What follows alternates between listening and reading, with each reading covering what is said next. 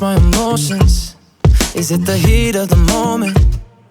'Cause my heart just exploded when I saw your face. Hey everyone, it's Jenny. Welcome back to my channel. If you're new, what are you doing? Hit that subscribe button down below and let's go ahead and get started. So in today's video, we're gonna do more DIY projects. I know that I did one last week, so if you haven't seen that video, make sure you check that out. I'll go ahead and leave a link down below. So for today's video, we're gonna make a pillow and a cute little boho tray from items that I got from the Dollar Tree and things that I have laying around. Super easy to do and super affordable. So we're gonna go ahead and stop the chit chatting and let's dive into the video. Let's go. You should have seen the way that you bloom.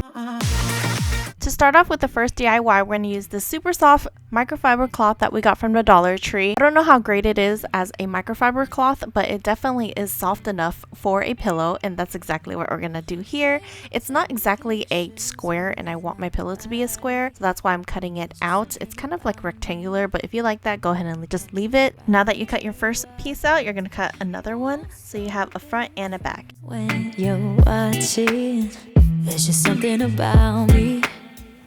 When I get around, I see my lips. So I've used these pom-poms in so many of my DIYs before, and I'm finally down to my last strip. So I really wanted to use it for this pillow. I've been seeing this type of style in so many different Pinterest posts and on Instagram. So that's where I got my inspiration from to make this pillow. And I'm just gluing down these pom-poms onto one layer of the pillowcase. If you don't want to use hot glue for this project, you can definitely sew it down. But of course, hot glue's so much easier and so much faster. I've made so many pillows before using hot glue and they're still intact, but if you're worried about it coming apart, then definitely use a sewing machine, but trust me, it's gonna stay. I totally forgot about this detail, but this microfiber cloth has two sides to it. One is fluffier than the other, so you want the fluffy side to be on the inside because once you roll it out, that's kind of like the outside of the pillow. Hope that makes sense. Now it's time to attach the other layer to the one that you just finished with the pom-poms. So like I said, you want your pom-poms to face on the inside because that's going to be the outside once you roll it inside out. So here is the part where you really want to put enough glue because that's where the seam is and you don't want the stuffing to come out.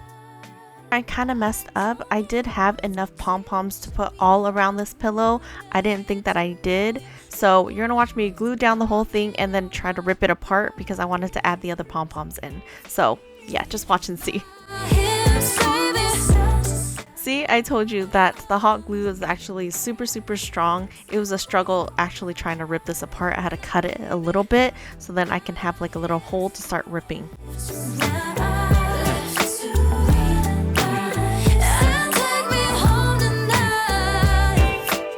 Yes, the struggle was real, so if you have enough pom-poms, don't be like me, glue it down the first time.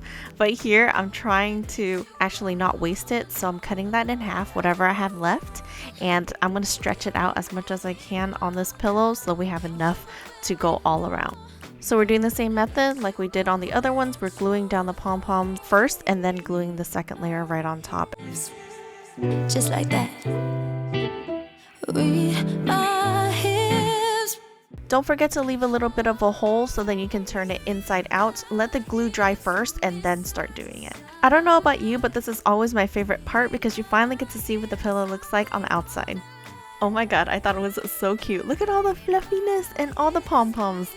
I know what you're thinking, Jenny, you need to calm down because you're not even done yet. It's actually time to start stuffing, and I'm just going to use whatever I have left with this polyfill from my previous projects. Stuffing that up, you can stuff it as much as you want. If I had more, I would make it more fluffy, but that's all I had left.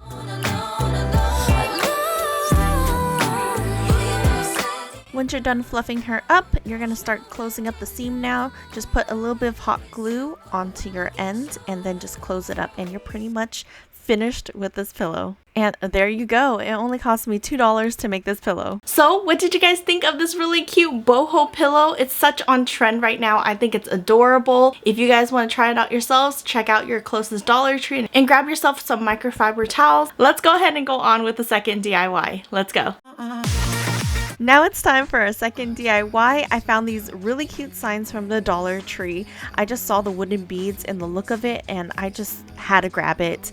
I thought it was so adorable and I really wanted to make a tray out of it, and that's what we're going to do here. I started off by removing the wooden beads from the sign. You're going to go ahead and set that to the side. If it's really hard for you to remove that back piece, don't worry about it. Just cut it off because you're not going to use it anyways. You're going to remove all the backing and you're just going to focus on one. Grab your nautical rope because you're going to use this and make it into a braid like I did here, and you're going to glue that down as like the bottom of the tray. I thought about it, why didn't I just braid a long rope and glue it down that way rather than little pieces? You'll see what I'm talking about later on, but it would have made life so much easier. But of course, it's me and I like to make things a little bit more complicating than it has to be, but you'll learn from my mistakes. I also want to say that I shouldn't have glued on the rope too close to the edges because it wouldn't fit when I put back the backing. So if you're planning to remake this tray, definitely don't do what I did.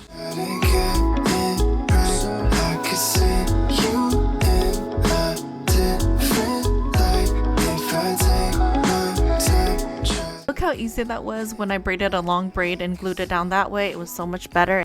This is me struggling trying to put back the backing onto the tray because I was so close to the edges. So like I said, try to not do that like I did, but look how cute it looks when you turn it over. I'm gonna put a little bit of hot glue all around the frame and then put on your backing so it's nice and secure because those pegs, I don't trust them.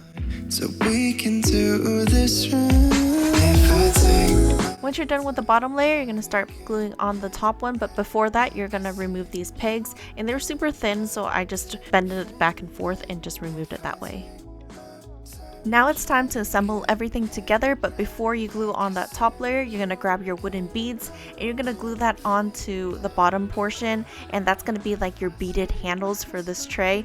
I thought it was so adorable because it had like this boho look to it.